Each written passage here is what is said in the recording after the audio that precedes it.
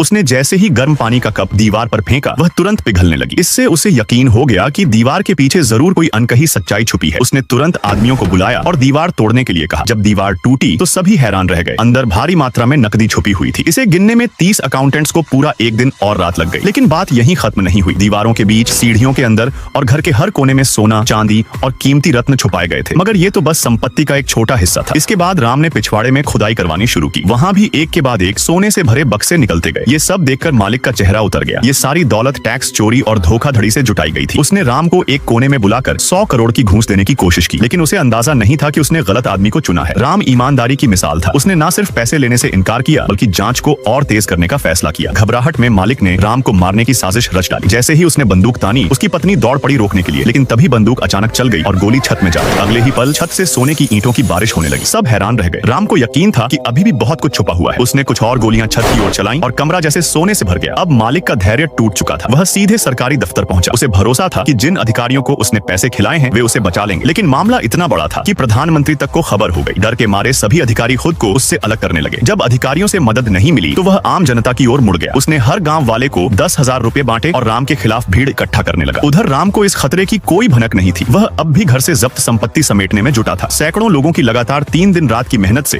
मालिक की 3000 वर्ग मीटर की कोठी पूरी भर गई। अगर वजन से तौला जाए तो यह संपत्ति 50 टन से कम नहीं थी। लेकिन तब तक गांव वाले भी बाहर हमला करने को तैयार थे। अगर राम ने ये अवैध दौलत सरकार को सौंप दी तो शायद वह जिंदा वहां से न निकल पाता। उसने मुख्य दरवाजे की सुरक्षा अपने लोगों को सौंप दी और खुद मदद बुलाने निकला। पर हमला इतनी तेजी से हुआ कि लगता था मदद पहुंचने से पहले ही सब खत्म हो जाएगा।